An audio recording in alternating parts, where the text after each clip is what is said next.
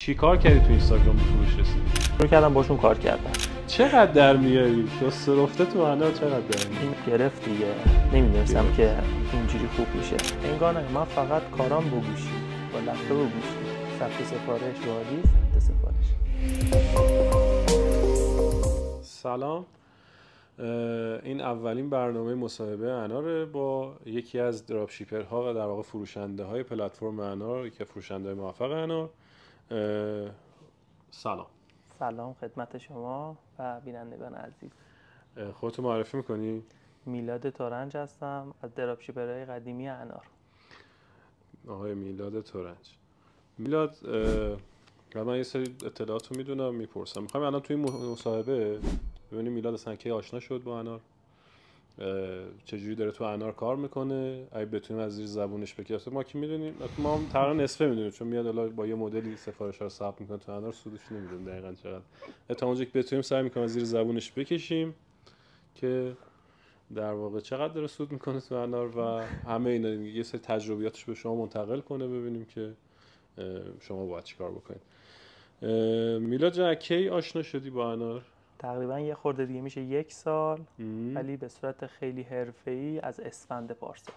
یعنی چی یه خورده دیگه میشه؟ یعنی از چی شو اولین بار انار دیدی؟ چی بوده؟ پست بوده؟ چی بوده؟ آره، پستاشو تو اینستا دیدم. اصلا خیلی سیستم خیلی باحالی بود. با دراپشیپینگ کلا آشنا بودم من. ولی اصلا کسی نبود تو ایران که این سیستم رو بخواد اجرا بکنه. بعد شانس اصلا تو اکسپلور هم بودم، داشتم نگاه می‌کردم، بیان پستای شما اومد. همون پستای اولمون. آره، پستای قدیم. از روزای اول با ما همون لحظه ثبت نام کردم، اصلا نذاشتم چیزی بشه. خیلی هم محصول نداشتیم اون موقع. محصول نبود، ولی چون میدونستم اتکلون دارین بهتون پیام دادم. تو زمینه اتکلون باهاتون کار کردم. فروشم هم خوب بود. بعد گفتم خیلی خوب میشه. یه اکانت دیگه ساختم واسه محصولات اصلی و محصولاتی که میفروختم. آره، ولی شروعش با اتکلون بود. یه ذره بیام عقب‌تر. اصلا تا حالا قبل اینکه با انار آشنا بشی گفتی حالا دراپ شیپینگ و اینا میدونستی چیه؟ کلا تجربه فروش داشتی؟ نه اصلا. ولی خب میدونستم دراپ شیپینگ چیه، چون انقدر دیده بودم، تازه هم داشت ترند میشد. گفتم چی میشد، یه سیستمی پیدا میشد. اصلا به صورت خیلی ناخودآگاه ها یه دفعه این اناره این پستاش اوکی شد، تو اکسپلور دیدم، خیلی باحال بود. قبلش خب نگاه میکردم مثلا خب طرف جای دیگه دراپ شیپینگ میکنه، مثلا توی کشور دیگه خیلی راحت کارش انجام میده، ولی میگفتم خب چی میشد تو ایران هم میشه این حرکت رو یکی اجرا میکرد. از این اساتیدی که میگفتن آقا بیا الان پکیج از خارج از اینجا بفروش به اونجا و اینا، از چین به آمریکا، آمریکا، از چین بفروش به آمریکا، اونا رو نرفتی سراغشون؟ نه نرفتم، ولی میدونستم، میگفتم چه فلسفه باحال، پول درآوردن باحالیه. ولی میگفتم خب چی میشد تو ایران هم بشه این ایده رو انجام داد. دنبالش بودی؟ آره خیلی باحال بود. چرا خودت فروش رو اصلا شروع نمی‌کردی خب بدون نمیشد دیگه، درآمد اولش یه سرمایه اولیه‌ای می‌خواست. اینو قطعاً خب هر کی بخواد شروع کنه، تو نمیدونی فروشت بعد از کجا باشه، چه محصولی رو شروع بکنی، موفق بشی، موفق نشی. بعد اون سرمایه اولی که گذاشتی، توی مسیر درستی گذاشتیش، اینا تمام میشد مثلا پله‌های قبل این که تو این کارا رو انجام بدی. ولی خب این انار یه حرکت خیلی خوبی که زد، تو از هر زمینه‌ای که بخوای محصول، مثلا فرض کن من علاقه به اتکلون داشتم، عطر اتکلون، خب بله تخصص داشتی توش، مثلا دوست داشتم. بعد خب خیلی از دوستان من خب اتکلون میخوام بخرن، با من از من مشورت میگیرن. خب این باعث شد که من از شما محصول میگرفتم. اول که سفارشمو ثبت میکردم بدون که اصلا من پولی واریز کنم، از خودم پولی بذارم. سفارش مشتری میگرفتم، پول وارد حساب من میشد، من میومدم از شما ثبت سفارش میکردم و شما زحمت ارسالش میکردید. انگار نه، من فقط کارام با گوشی بود، با لپتاپ و گوشی. ثبت سفارش واریز، ثبت سفارش. خیلی راحت. اولین چیزی که فروختی، اولین جنسی که تو انار فروختی؟ اولین جنسی که فروختم اتکلون ساواج الکسیر بودش. 50 میل عموی رفیقم خرید. به آشناها فروختی؟ آره. اولیش اتکلون بود که کلا همون قضیه که به همه پیشنهاد میداد، مجانی پیشنهاد میداد، پولی پیشنهاد میداد، اونا متوجه نمیشدن پولیه تقریبا. دقیقاً. بعد کلا تو انار که اومدی گفتی شروع در واقع فروشت اولین تاریخش اسفند ماه بود. اسفند. این بازه طول کشید از اون موقع که پست ما رو دید تا بفروشی، یه تصمیم میگرفتی که حالا کار کنم یا نه؟ نه فکر کنم همون اتکلون لحظه نداشتیم نه اوایلش ما اصلا دیگه. اتکلون نداشتیم، محصولاتتون خیلی محدود بود. آره. مثلا محصولات دافی بود ولی خب من اصلا زمینه تو فروش اونا نداشتم. خب نمیدونستم، میگفتم پیج بزنم. خب من به محصولات پوستی مثلا دافی علاقه ندارم، خب نمیدونم چجوری باید بفروشم. زمینه تخصصی من اتکلون بود. اتکلونات هم خیلی تعدادش محدود بود ولی رفته رفته تعداد اتکلونا رفت بالا. بعد سر اون اولین سفارشم تو اوایل اسفند بودش. ضبط شدش و خیلی خوشحال و استوری و اسکرین شات و تازه هم پیج اتکلون زده بودم اون موقع. قبلش فعالیتی توی اینستاگرام مثلا یه پیج بیزینسی داشته باشی؟ نه اصلا، ولی با ثبت نام تو انار من از این ورم اومدم یه دونه پیج زدم که گفتم از یعنی طریق شروع پیج کارت پس اینجوری شد، اومدی تو انار رو دیدی حالا دراپ شیپینگ آشنایی داشتی، اومدی ثبت نام کردی دقیقاً، حالا محصولا رو انتخاب کردی و فلان و اینا، بعد رفتی پیج زدی. پیج اتکلون هم زدی؟ پیج اتکلون زدم. با پیج اتکلون از اون ور پیج سفارش صفر بود؟ آره پیج صفر بود، با خیلی زحمتم آوردمش بالا. هنوز داری؟ آره هنوز دارم ولی فعالیتم دیگه اونجا ادامه دار نشد چون اومدم تخصصی محصولات پوستی و این ور دیگه داستان اصلیمون آرایشی بهداشتی. داستان اصلی این ور شروع شد دیگه، اون ور خورده کم رنگ تر شد دیگه، واقعا نمیرسیدم هیچ جوره دیگه اتکلون رو گذاشتی. آره اتکلون رو گذاشتم. چقدر شد فالووراش؟ فالوورام 2800 تا شد ولی جوری بودن که میخریدن. آره 2800 تا یعنی مثلا اونایی بودن که عاشق اتکلون بودن و میومدن بخرن. چه جوری رسوندی به این تعداد؟ چی کار میکردی؟ همین داخل خود انار خیلی جالب بود، رفتم پستاشو نگاه کردم، میگه خودش اصلا راهنمایی داشت.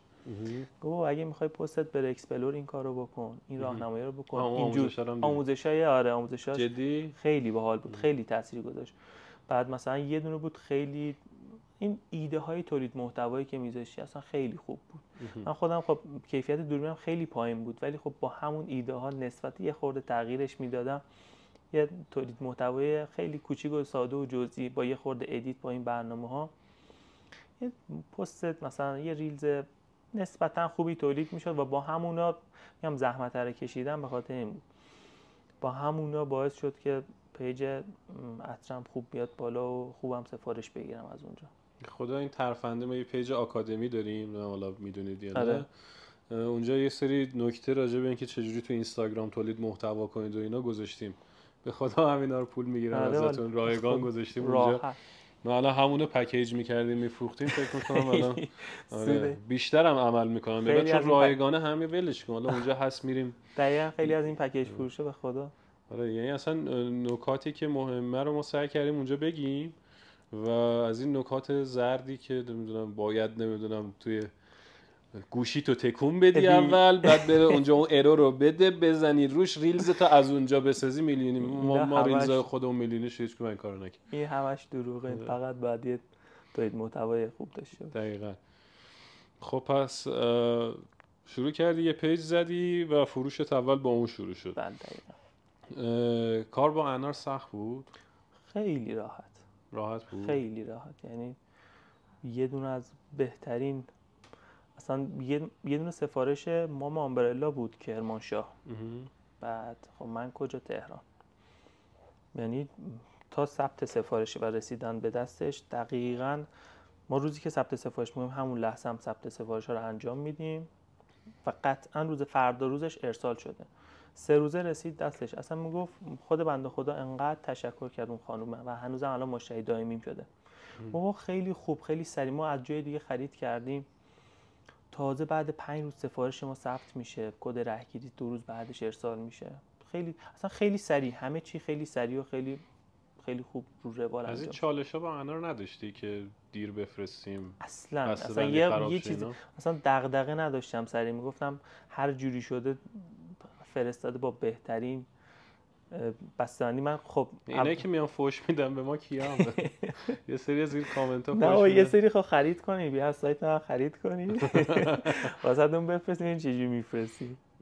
ببین کلا حالا یه چیزی که من حالا همینجا بگم، این اتفاق میفته. یعنی ما که هیچی اصلا فعلا خیلی کوچیکیم به نسبت دیجیکالا یا تو دیجی کالا هم خود آماراشو نگاه کنین 1% وجود داره از سفارشات که مشکل داره، قطعاً یعنی به موقع نمیرسه، به موقع نمیرسه، بسته‌بندی اشتباه پست مثلا اونو گذاشتیم تو کارتون، اون یه زمان یه ویدیویی وایرال شده بود که اینا مسئولای فرودگاه اینا پرت پرت می‌کردن میکنن. پست هم، یا مثلا تیپاکس بود فکر می‌کنم یه بار این اتفاق افتاد ویدیوشون پخش شد، همین جوریه، یعنی احتمال داره اون آدم خسته باشه یا اصلا دستش در بره افتاده و مثلا دقیقاً شامپو باز شده توی بسته‌بندی، طرف بعدم به ما فوش داده که آقا اصلا کلا کارتون فلان این. نه آره. میگم خب یک سری خرید کنن از شما باید بخرن. اکانت ویژه داری تو انار فکر کنم. نه تا واقعا حالا سفارشاتت به مشکل نخورد. اول بعد چیز یه دونه برای خودم سفارش دادم، گفتم خب فرض کن من مشتری به چه دلیل باید بیام از این سایت خرید بکنم، ببینم چه جوری میفرستن، چه تایمی میفرستن. لوکیشن تهران، لوکیشن به کرج، یه بسته زدم اونجا تحویل بگیرم.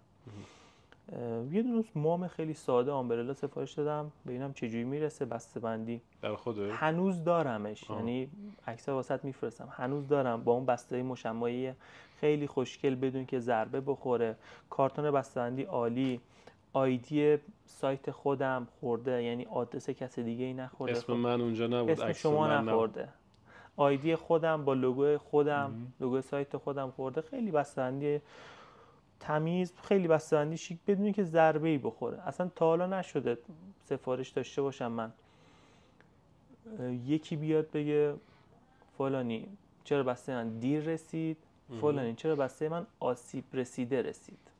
تا حالا اینجوری نبوده.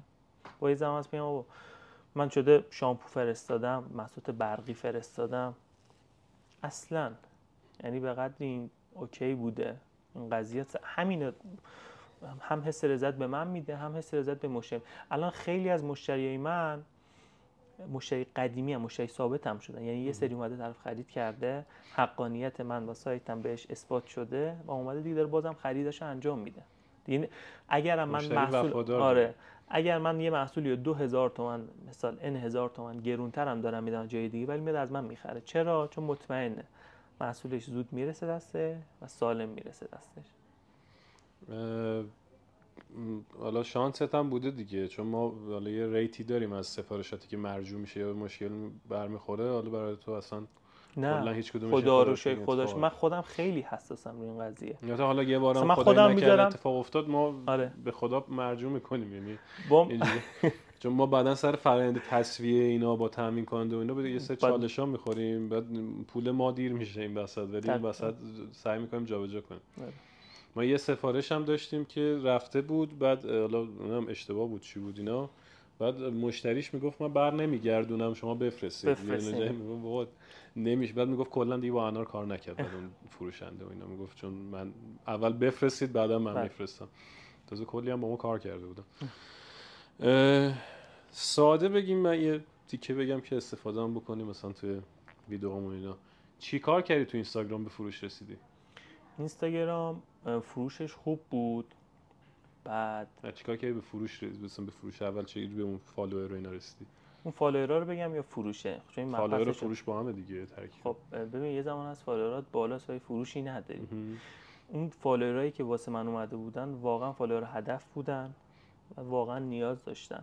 یعنی آقا اونی که واقعا یه اتکلون میخواست و پستای منو میدید میومد میخرید، میگفت فلانی اینو داری یا نه و ثبت سفارشش انجام میداد. از همون طریق خود لینک انار هم گذاشته بودم اونجا، خودش وارد سایت میشد مستقیم خرید میکرد یا میومد دایرکت سفارش میداد. یه دونه تولید محتوا بود، یه دونه هم که استمرار تو کار. یعنی من مثال میزنم هفته اگر 3 تا ریل میخواستم بذارم 3 تاشو آپلود میکردم و زحمت میکشیدم و مشتری مداری. آقا مثلا بود کیس بود چندین سری اومد از من سوال میپرسید مشورت میگرفت ولی خرید نمیکرد. من نشد یه سری آقا دیر جواب بدم یا جوابشو ندم یا بگم برو از جای دیگه خرید بکن. مشتری مداری و اون استمراره.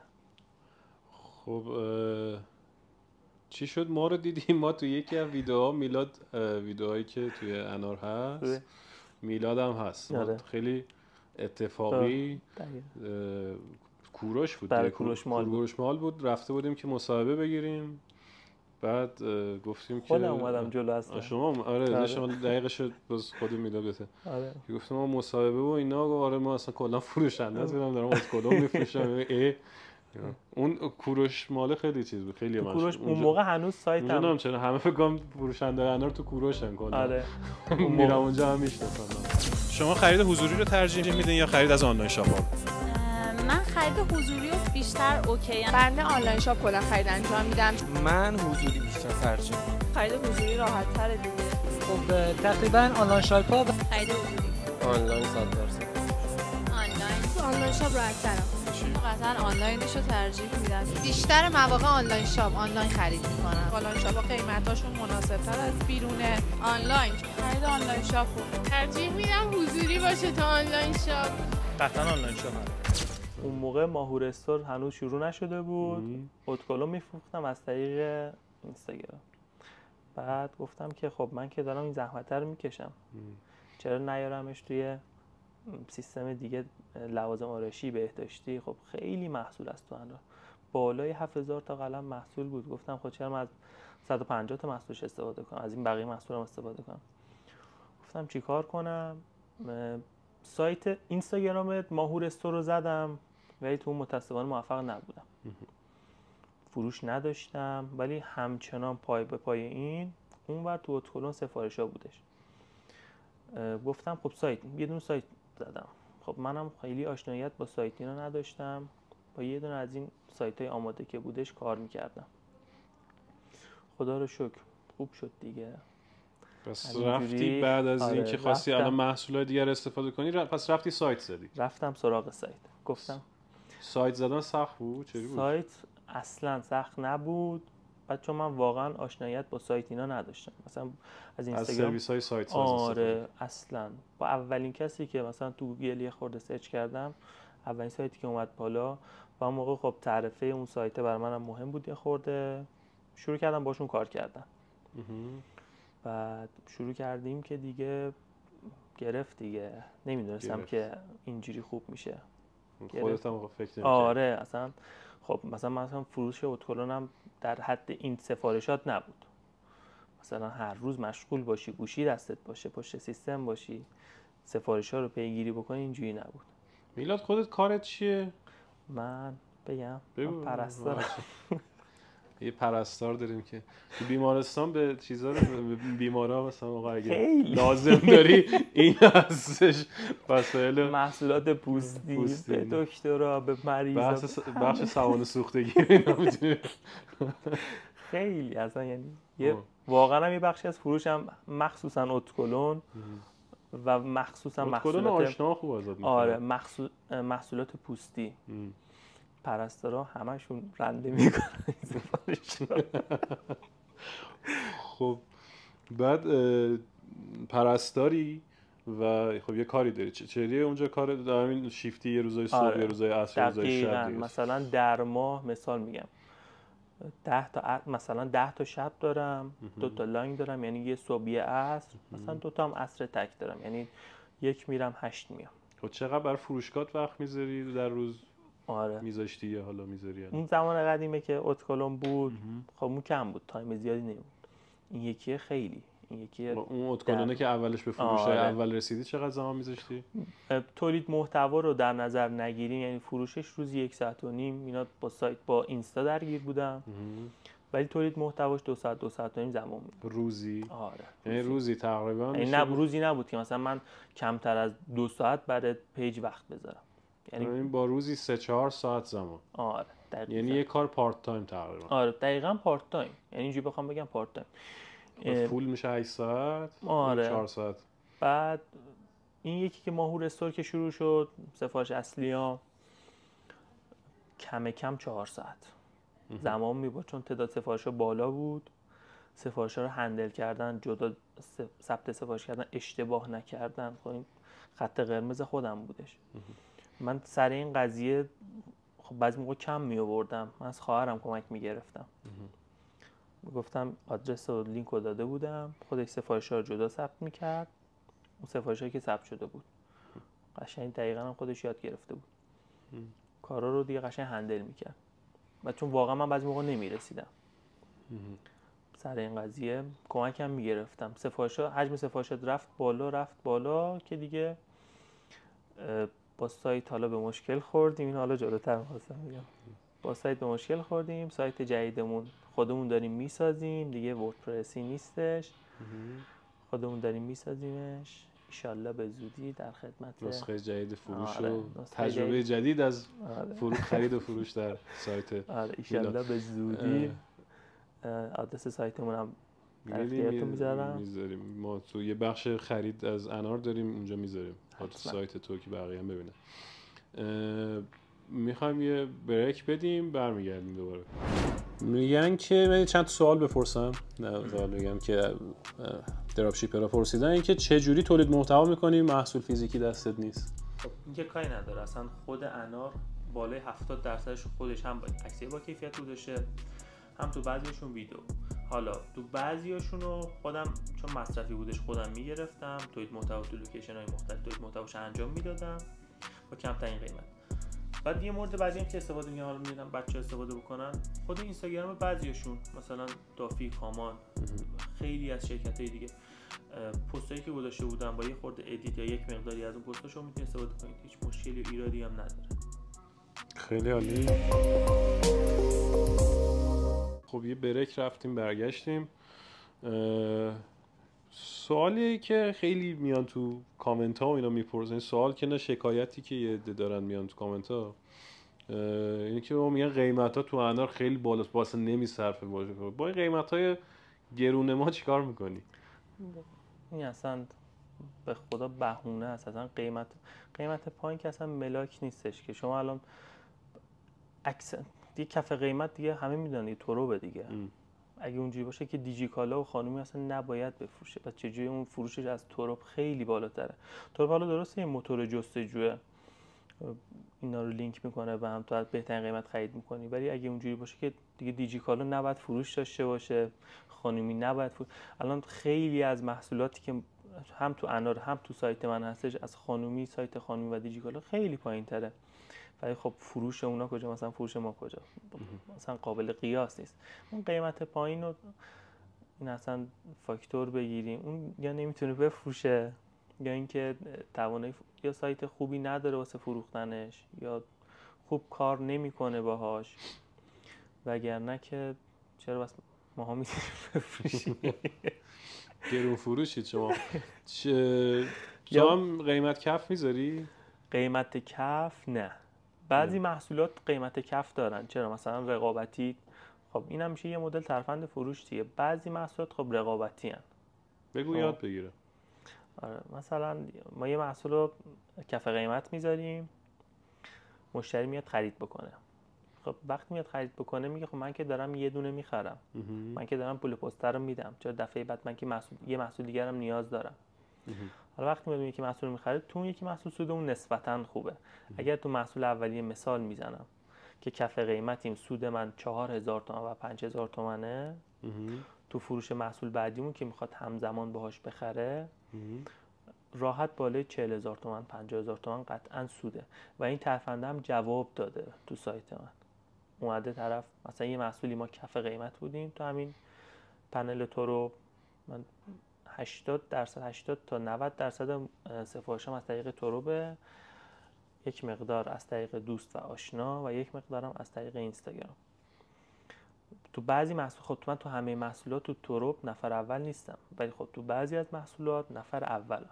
مثال میزنم مام آمبرلا، من نفر اولم. کلا زندگی تو با این مام آمبرلا بستی. آره آره دقیقاً. خب این ترفند فروشه این کف قیمت یه کالای پرمصرفی که مثلا 150 تا فروشگاه هستش، من بین 150 تا فروشگاه نفر اولم. خب دقیقاً جوری که یک سری سودم رو یه دونه سفارش تک محصول مام آمبرلا 2000 تومان بود.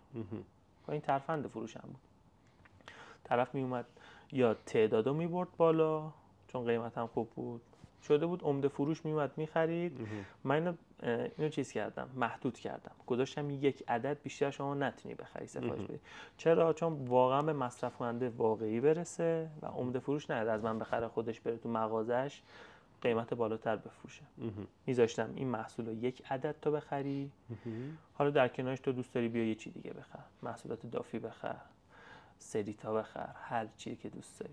اون باعث میشد که بیاد یه سر تو سایت من بزنی. فقط کافیه تو سایت من یه سر بزنی، اصلا قیمت ها هم واقعا خوبه هم رقابتی، همین که قطعا خریده رو انجام میدادن. پس در واقع ترفند فروشه. اون که میگین آقا سودش چی میشه، تو توراب دارن خیلی پای میفروشن، تقصیر ایشون و امثال ایشونه.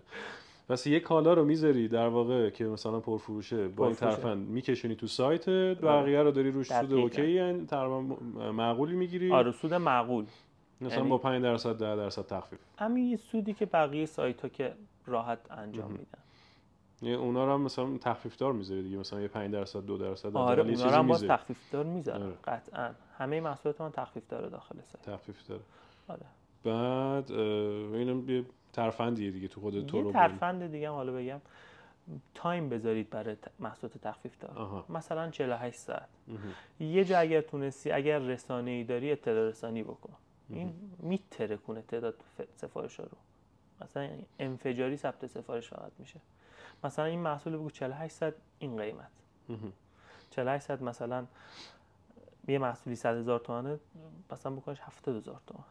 یه تخفیف خیلی وحشتناک. آره دقیقاً. باز دوباره رو اونم میان بخرن چیزای دیگه برمی‌دارن. دقیقاً. ولی بازم اون سفارش محدود می‌کردم. شما یه دونه نتونی بیشتر بخری. رو کالاهای ارزون اینجوریه دیگه. خیلی مالو من دارم مثلا 45 تومن برای یه کالای مثلا 200 تومانی هزینه ارسال میدم، بذار حداقل 4 تا چیزی بخرم. و انار یه خوبی که واقعا داره این بود، تعداد محصولاتی که داخلش هست خیلیه.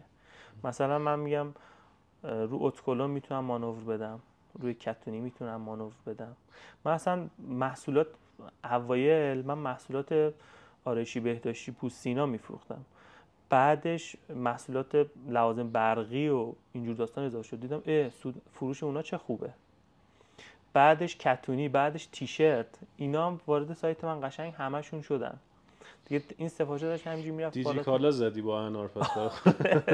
دقیقاً یه دیجیکالا، یه مینی دیجیکالا است. تخصصی ولی آرایشی بهداشتی بیشتر. تخصصی بیشترین فروشم 70% سفارشام آرایشی بهداشتی. چون آرایشی بهداشتی این دستتون درد نکنه، تامین کننده ای که اوکی کردین هم قیمتاش خوبه، هم ارسالش سریعه، همه چیزش عالیه دیگه. به خاطر این 30-40% زیر قیمت لیبل دیگه، باید چقدر زیر قیمت لیبل یاد خوبه واقعا. مثلا محصولات شون عالی، مای، الارو، اینا قیمتاشون اصلا از خودش 40% کمتر، اون عددی که خورده رو 40% کمتره.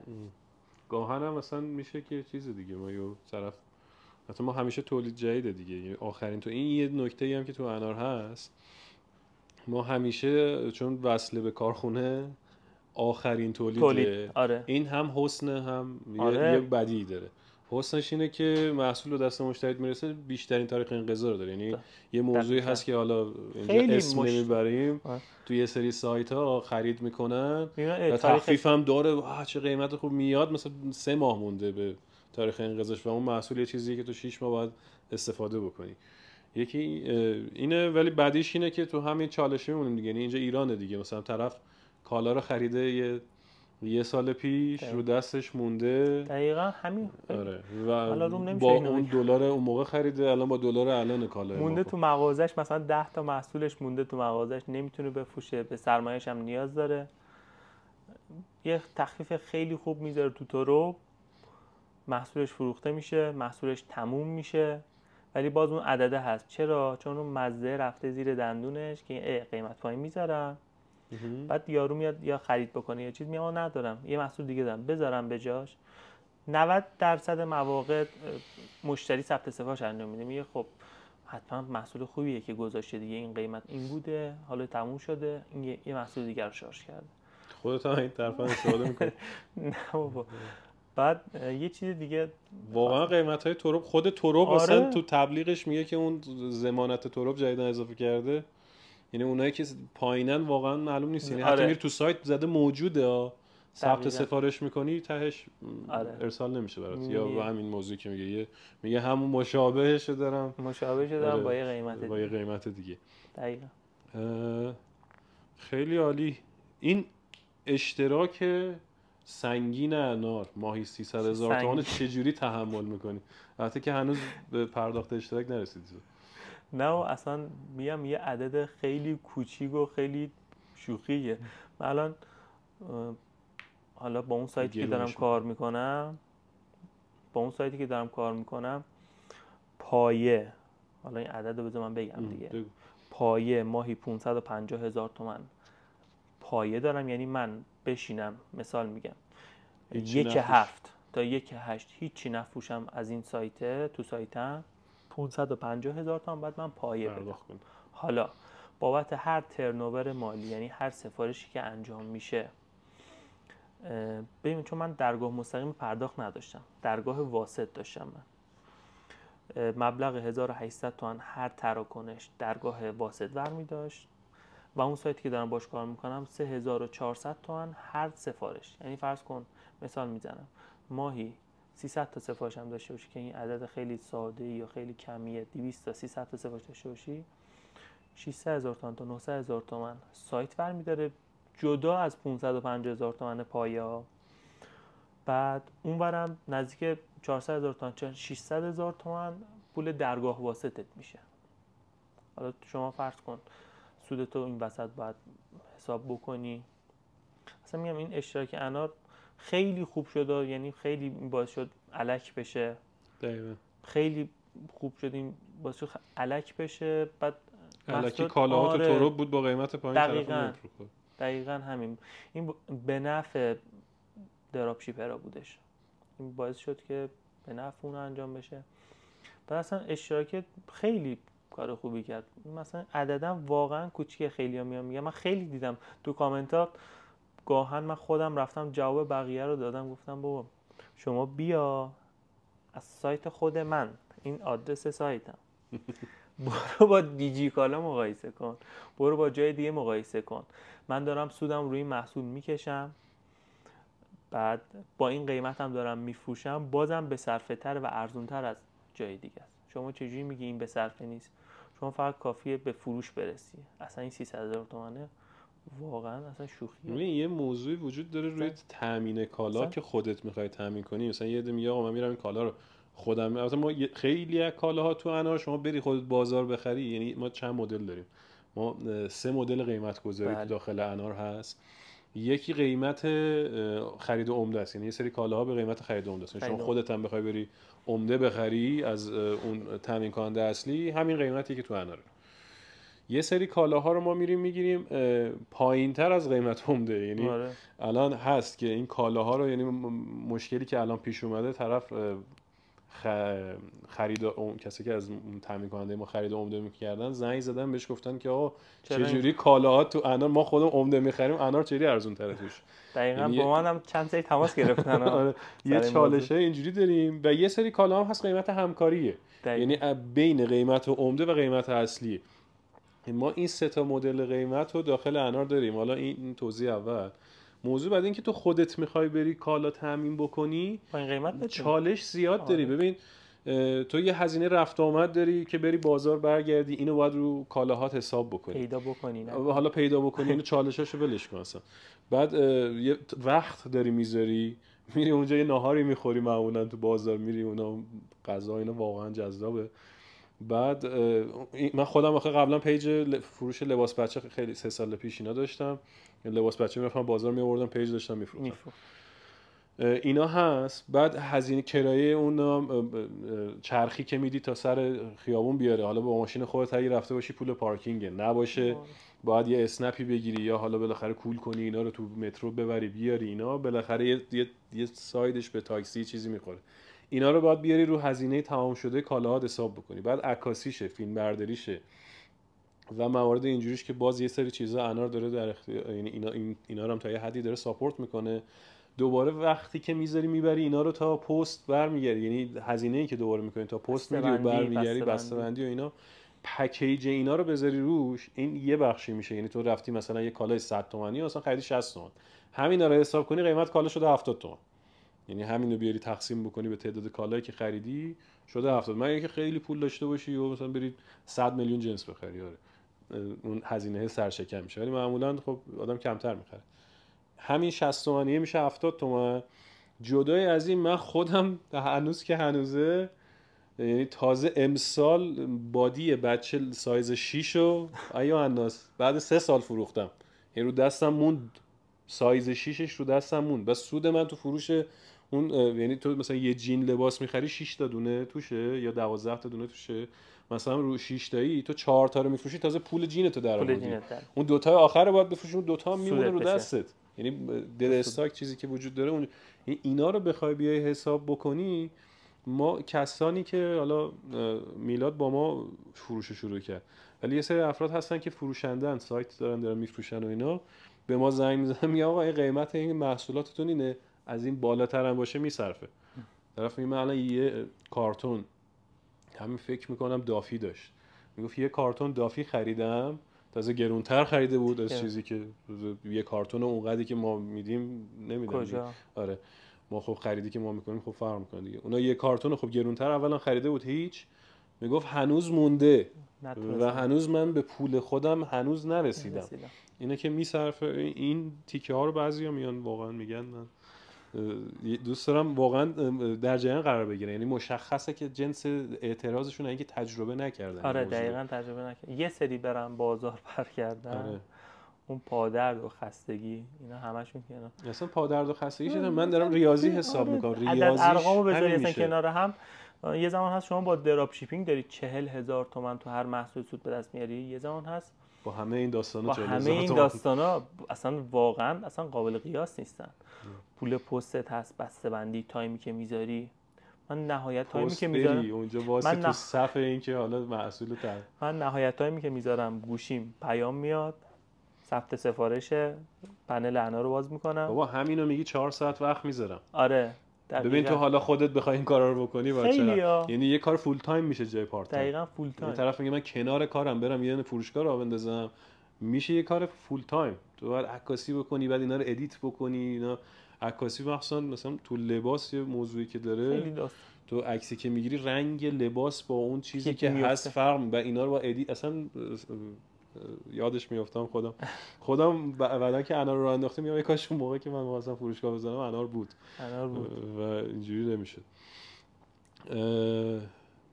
یه موضوع دیگه که من یه جنبندی بکنم، میلاد کلا با ما آشنا شد پارسال، با ما کارو شروع نکرد تا ما ادکلون آوردیم، تو اسفند ادکلون آوردیم، پیج زد، تو پیجش اول شروع کرد به فروختن.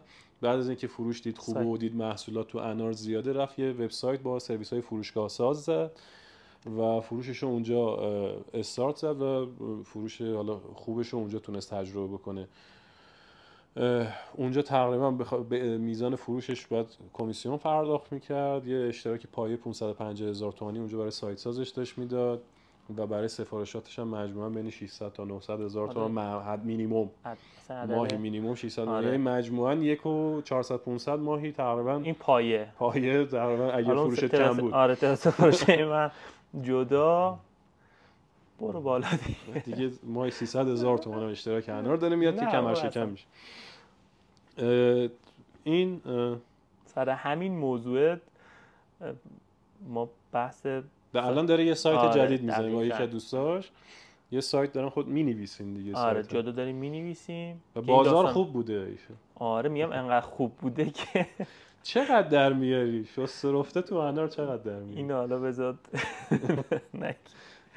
آخرش هم به ما نمیگه، یعنی چیزه یه جوری که به سفارشو میره تو سایت خودش میگیره، بعد میاد تو انار به قیمت کف ثبت میکنه. خیلی این کارو میکنه حالا تو انار و خب ما نمیفهمیم دقیقاً چقدر سود میکنه اینا. مثلا بذار اینجوری مثال بزنم، مثلا محصولاتی که تو انار ثبت میکنم کف قیمت، مثلا با سود 10 تک تومن، مثلا از شما یه محصول میخرم 90,000 تومن، 90,000 و 10 تک تومن میشه اون عددی که میذارم تو انار و ثبتش میکنم.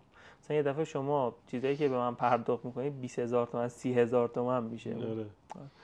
بعد حالا این جدا رو کالایی که کف فروش داره مجبوری آره دیگه تامین کننده گفته دیگه دست بعد یه دونه آره یه مبحث دیگه این بود که اینو میخوام بگم، تعداد سفارش‌ها اول جوری بود که خب خب خودم هندلش میکردم. رفتیم جلوتر دیگه، داشتیم کارهای یه حسابدار میگرفتیم که برسه به کارا. ماشاءالله. آره بعد این دیگه داستان کنسل شد کلا. این سایت هم چون عدده داشت میرفت بالاتر. خب یه زمان هست شما از یه سایت دیگه میری خرید یه میکنی، این موقع میزدی به ما، به پشتیبانی بچه‌ها معرفی می‌کردم به سرویس های ارزان‌تر. اصلا نمیدونستم. پشتیبانی انار چجوری رسی؟ اینم بهت بگم، یعنی تنها جایی که میخوام من قسم بخورم اینجاست. تو روز تعطیل شده من پیام گذاشتم، بچه‌های پشتیبانی سریع جواب دادن، خیلی خوب بودن اصلا. یعنی خودش دلگرمی منه.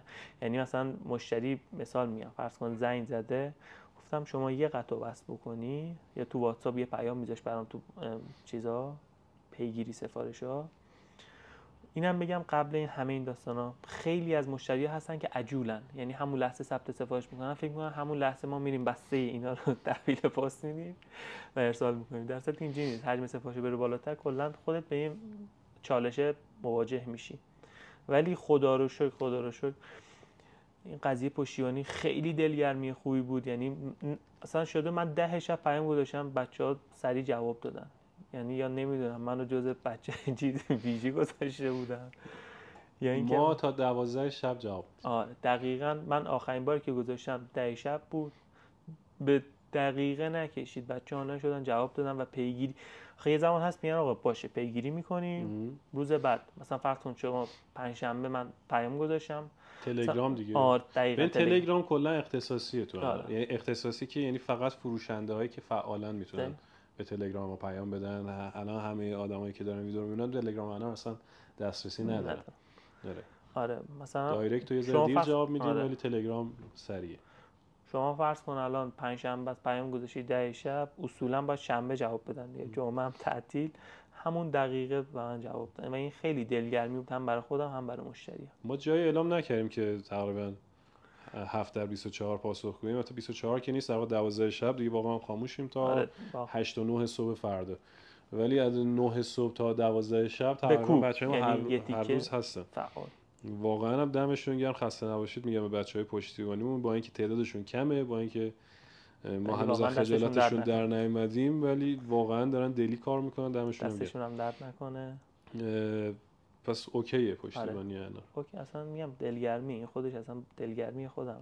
ما اینکه میگی مشتری عجله داره، واقعا خیلی عجله با تو رو خود عجله‌اش میرسه.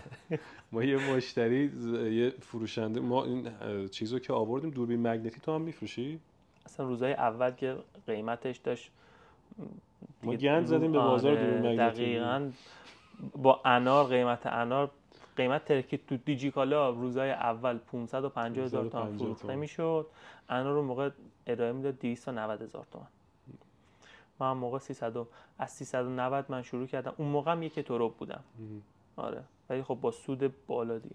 هی فروشنده ها اومدن رقابت که اومد پایین و انار جوری بود که قیمت انقدر آورد پایین دیگه کلا این دوربین دیگه اصلا ما باز قیمت رو آوردیم پایین که سود بکنن، همه باز دوباره می آوردن پایین. آره می آوردن پایین سر این داستان. ما این دوربین مگنتی آوردیم، از اونم خیلی من فروختم. از اونم خیلی اونو دیدم میفروشی. ما دوربین مگنتی آوردیم، یکی از اوایلش اومد یهو حجم سفارش‌ها انقدر زیاد شد که اصلا تامین کنندش نتونست بسته‌بندی کنه. یکی دو روز یهو افتاد عقب. دقیقاً. بعد یکی از فروشنده‌ها زنگ زده بود که آقا این چی شده؟ گفتیم به خدا اینجوریه فلان اینا، که دیگه اصلا یکی از تماساشو خود من جواب دادم. گفتم آقا من فلانی ام، اوکی داریم انجام میدیم. ارسال شده انقدر زیاد بود میگم وقت نکرده این کد پیگیری رو تو سایت وارد کنه، ولی ارسال شده به خدا. بعد برگشت و گفت بابا من خودم میفهمم شما اوکی دو اینا. گفت خریدارم یه دونه خانومه است، یه دوربین مگنتی سفارش داده برای شوهرش، میخواد بپاد ببینه چیکار میکنه اینا. میگه زودتر بیاد. آره میخواستم چی بود یالا بازش نکنیم اینا رو مسئلهشو. ولی آره تجربهشو اینو خود من هم سودش خوب بود، همین که سفارش‌ها خوب بود. این دوربین مگنتی رو در شبکه‌های معاند من اون روز به صورت اتفاقی دیدم که البته ما نداریم ولی در شبکه‌های معاند دیدم که دارن همینو نزدیک 600 تومان میفروشن. آره همین دوربین مگنتی همین تو خودت یه سرچ ساده بزن تو خود اینستاگرام یه فضاییه. اگر بتونی با تبلیغات پیج تو بیاری بالا، راحت فروشت از رو سایت خیلی بهتر میتونی بهتر کنی. ولی اگر رو سایت کار کنی با سئو بقیه مسائل تخصصی ترش، فروش خیلی خوبی داره. خب خدا رو شکر که برای دست خوب شما بوده. درد نکنه. دوست داری که اما فامیلمون که نیستی اومدی اینجا داری تعریف آشنامون نیستی که نه تو قبلا تو یکی از ویدیوهای ما بودی نه با ما یه نفر آشنامون بود واقعا بچهای انار بود، تو پست گفتیم این بچهای اناره فلان، این واقعا بچهای انار نیست. فامیل هیچ کدوم بچهای شرکت هم که نیستی. من هیچ کدوم من نمیشناسم. نوشته. چند سالته میلاد؟ من تیر 78م. تیر 78. من ریاضی میذاره میشه 25 سال. 25 سال. یعنی یکی از بچهای دفتر ما هست، از اینم کوچیک‌تری حساب ما اینجا مستقیم به اون همکارمون سلام میکنم. تیر 78 با 25 سال سن و فکر می‌کنم دیگه تو 30 سالگی خودش رقیب انار میشه. البته رقیب که ما کلا مدل بیزینسمون اینجوریه که هیچ وقت ما قرار نیست خودمون مستقیم بفروشیم، اصلا سودش بیشتره اینجوری که بقیه دارن میفروشن و ما اصلا رقیب دیجیکالا نخواهیم شد، اصلا نمیخوایم بریم تو اون داستان. بعضی فکر می‌کنن آره الان شماره مشتریای ما رو میگیری میرید خودتون بخوایم کارو کنیم، اینقدر مصیبت داره. الان من میدونم برای شما مصیبتش زیاده دیگه. ما یه اومدیم تقسیم کردیم دیگه، گفتیم آقا تامین و دغدغه‌های ارسال اینا رو ما برمی‌داریم، فروش شما برداریم با هم دیگه. یعنی یه چیزی که باید با هم درآمد داشته با هم بخوریم در واقع به اصطلاح بازاریش. اهل کجایی؟ من اصالتا زنجان، ساکن البرز. ساکن البرز. به به کرجی. پلاک 68. پرشیا هم داری؟ پرشیا نوربالا داری؟ کفی شوتی.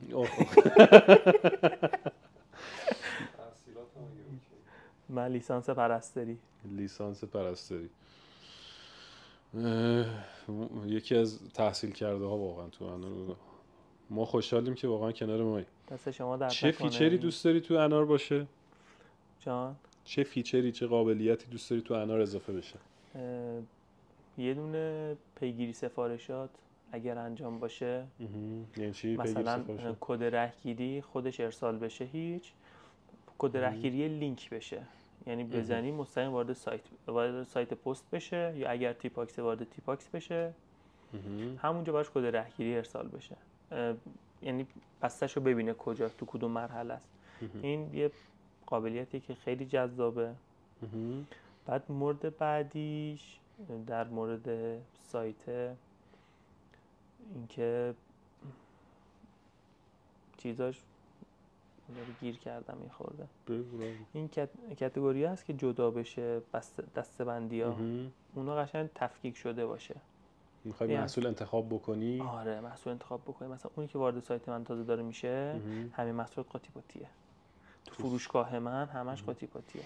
هیچکی نمیاد تو فروشگاه اناری تو میگی. آره هیچکی نمیاد فروشگاه من خودم دارم میام. ولی یکی که داره الان جدیده یه ذره بهتر نشده؟ بهتر شده. ولی چون میام سبک من جوری بودش که من خودم وارد میشدم. خب مشتری اگه بخواد وارد بشه خود گیج میشه. یعنی با این جدیده هم میگی که جدیده رو من باش کار نکردم. چون من خودم میرفتم ثبت سفارش. چون جدیده رو عوض کردیم دیگه. خب که پایینش چیز داره مثل خود بجانه دستبندی دکمه دستبندی داره و سرچ و اینا. یعنی یه چیزی تو مایه‌های همونجا که خودتون محصول انتخاب میکنین همون شکلی هم اینجا دستبندی انتخاب میکنین تو چه دستبندی سرچ. خیلی خوبه اینجوری. سرچ و سورت و دستبندی اضافه شده بهش. سرچ و سورت اینا انجام بشه خیلی خوبه. یه دم که گفتم این مستقیم عدد کد رهگیری هست 24 رقمی کد پستی، کد رهگیری محصول، اون لینک بشه مستقیم میذارین وارد. چرا خواسته های کمی داره. آره خیلی خوبه. خدا از شبیه تو رو زیاد کنه واسه.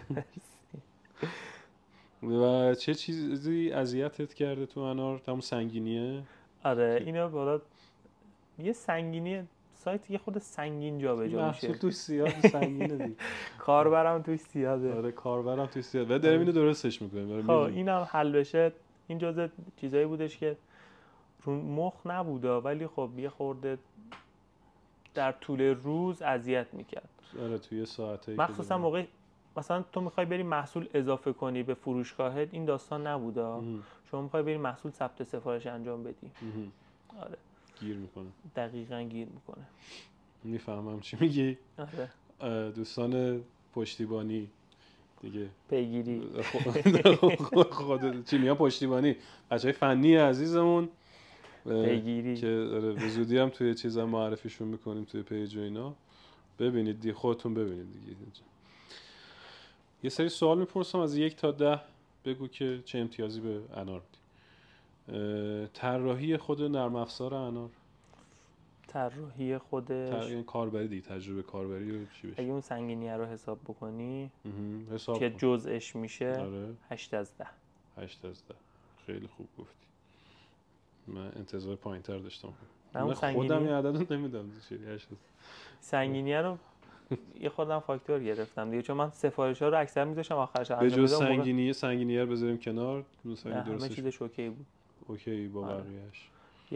یه حالت بیسیک ساده و روون، تعداد محصول مشخص، عکسایی که داخلش آپلود شده بود این خیلی مهم بود، خیلی با کیفیت بود. این دیگه لازم نبود من برم از گوگل 2 ساعت این متن رو سرچ بکنم عکس با کیفیت پیدا کنم. حالا تو عکسای خود گوگل هم یه مکافات، یه داستانی بود دانلود کردنش، کیفیتش خوب باشه.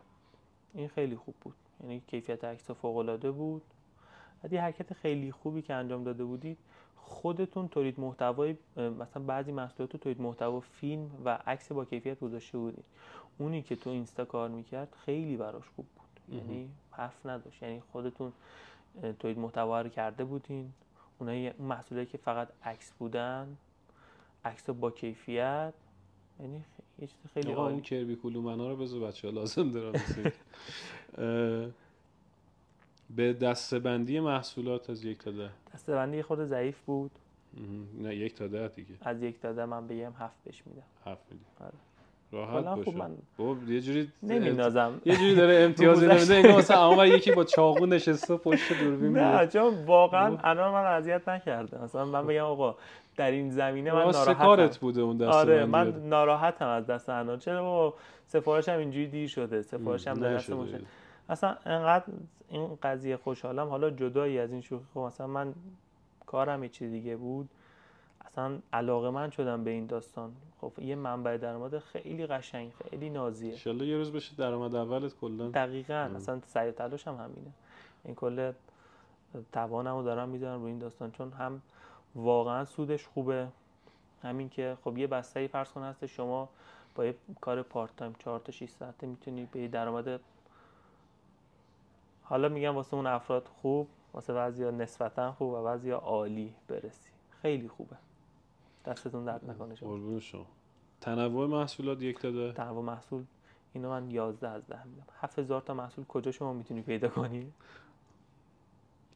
دقیقاً برعکس کامنت های 7000 تا محصول هر چی شما فرض کن مثلا هم داره میشه هی هر دقیقاً رو بهداشتی نمیتونی کار کنی، رو تیشرت و پوشاک کار کن، رو کتونی کار کن، رو کفش کار کن، همه چی هست مثلا، یعنی هر چی فکر کنی هست داخلش.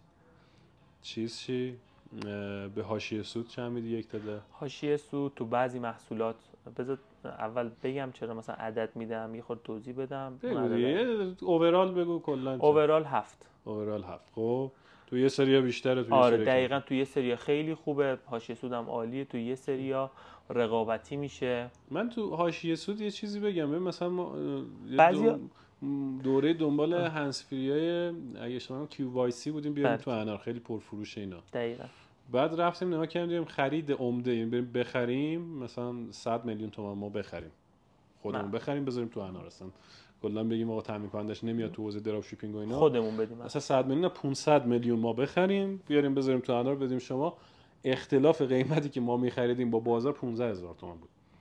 خب و همون موضوعی که میگی طرف مثلا فقط جنس جور کنه یه سری محصولات، یعنی سایت پر باشه آقا این محصولات آقا من دارم این تعداد این محصول هم هست، این طرف اگه میخواد ثبت سفارش کنه به خاطر اینکه اون یه دونه موجود نیست نره توی سایت دیگه. دقیقاً. فقط تو این حالته. یه چی هم بگم، خب خیلی مثلا فرض کن یکی هست انتظارش مثلا یکی آقا من یه محصول بفروشم مثلا 400000 تومان سود کنم، اینجور محصولاتی رو موجود کنید، در صورتی که اینجوری نیست. اصلا شیوه فروختن من اینجوری بود، سود کم، تعداد سفارش بالا. من به این معتقد بودم، یه سود معقولی ولی از طریق سفارش، تعداد سفارش بالا نشون میده که کارت اوکیه، سایتت اوکیه، قیمتات اوکیه، رقابتیه و اینکه رضایت دارن ازت. اون دفعه دیدمت توی چیز به من گفتی که تو دیوارم میفروشی. آره دیوارم میفروشم. دیوار ولی گفتی قیمت بالا میفروشی. آره دیوار اونجا سود خوب میفروشم، چون رقابت کنندهایی که میان اونجا عدد بالاست. یعنی تو حاشیه سودت مثلا میام توی محصول برقی، من یه محصول برقی فروختم با 650,000 تومان سود، یه سشوار، بعد میای با 10 تا تک تومن تو انار با 10 تا تک تومن تو انار ثبت کرده. دقیقاً 650,000 تومان سود. یعنی اینجوری بود که من در روز کنار سایتم دیوار هیچی نبود 4 تا سفارش تلفنی داشتم. مشکل اصلی که تو دیوار بود اعتماده بود. خب فروشگاه پنل فروشگاهی زدی؟ آره مثلا روزای اول خب اعتماد نداشتن دیگه. آقا من گفتم بیا برو سایت من، خیلی که اصلا نمیتونستم من وارد سایت بشم به هر دلیلی، حالا یارو فیلتر شکن شوشنه، بلد نیست، به هر چیزی، حالا ما کار نداریم، نمیتونستم اعتماده رو نمیتونستم من جلب کنم. سایتی که زدم اون اینماد و اونجور داستانا بازم هنوز باز اعتمادشون جلب نشده بود. ولی توی اینستاگرام خودم سفارش چیزا رو گذاشتم، ارسال مرسوله ها، تعداد مرسوله ها، رضایتمندی، اینا رو گذاشتم، گفتم آقا شما یه سر بزنید اینجا، سایتم هم اینماد داره اینجوری، و توضیح میدادم، با مشتری صحبت میکردم، مشتری قانع میشد و میومد یا شماره کارتمو میگرفت واریز میکرد یا مستقیم میرفت وارد سایتم. بهشم توضیح میدادم، گفتم آقا سایتم ثبت سفارش بکنی مالیات میاد اینجوریه، متقاعد میشد، میرفت ثبت سفارشش انجام میداد، یا میگفت نه یا شماره کارتتو بده و واسط انجام میداد. دیوارم خیلی خوب بود، فقط دیواری یه مشکلی که داشت، انقدر من آگهی گذاشته بودم اومد آگهی منو محدود کرد. یعنی مثلا فرض کن تو زمینه لوازم برقی من میتونستم 12 تا محصول چیز بذارم، آگهی بذارم، اومد محدودم کرد. یعنی دیگه نمیتونستم، میگفت شما با این کد ملی و با این شماره که وارد شدین دیگه نمیتونید محصول برقی بذاری، برو حالا لوازم بهداشتی بذار، لوازم آرایشی بذار. که اینجوری بازار دیوارم قبضه کردی. آره دیوارم سر این بعد اون آگهی باید بین بره که دوباره. آره یا بعد خودم از بعضی موقع مثلا گاهن من از بین می‌بردم ولی باز نمیتونستم آگهی بزنم، منتظر میموندم، یا با یه گوشی، من با 3 تا گوشی تبلیغات چیز می‌ذاشتم، آگهی می‌ذاشتم، یعنی با 3 تا این کار است با 3 تا اکانت من تبلیغات می‌ذاشتم، آگهی می‌ذاشتم و از دیوارم خداییش خوب فروخت. آقا بازار دیوار خراب نکنید، نه قیمت پایین بذارید. آره اونجا خداییش خوبه، اونجا رقابت خوبه، قیمتات مثلا جدایی از تورو و دیجیکالا و این جاهای دیگه است. میدونم الان 1 تا 10 چند میدادی به پشتیبانی انار؟ 1 تا 10 چند؟ هزار و به هزینه اشتراک انار 1 تا 10 اصلا اگه کاری ندارم شما اینو جدیدن آوردی یا نه، این اصلا من حق شما میدونم، هیچ اصلا اینو کار ندارم. میگم آقا شما فرض کن یه جا هستید نمیدونی چیه، شما داری یه جایی شروع میکنی محصولات رو بفروشی، کمترین چیزی که ازت میخواد اشتراکه. من همین مثال ساده‌ای که زدم، چرا من سایتمو چیز کردم اینجوری کردم، چون ابن نره یه هزینه اشتراک پایه از من میخواست، هیچ مشکلی نداشت، چون تعداد سفارشم رفت بالاتر، اینم همینجوری عدد رو داشت میورد بالاتر و عدد بالاتر میشد و مقرون به صرفه بر من نبود.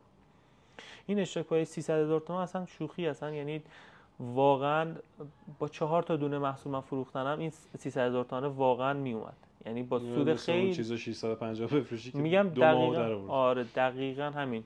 بعد حالا یه ترفندی هم که گذاشته بودین شما، گفتی آقا بالای این تعداد سفارش ثبت کن، خیلی خوب بود، خیلی خوب بود. من تو رو میدونستم 3 ماهو میگیری. آره نه گفتم یکی از کسایی که میگیره. اوکی دمت گرم. تو سوالی نداری راجع به انار؟ کلا چیزی نمیخوای بدونی راجع به انار؟ چرا بدونم؟ میخوام چیکار کنم؟ نه کلا این سوالی نیست برات چی نه.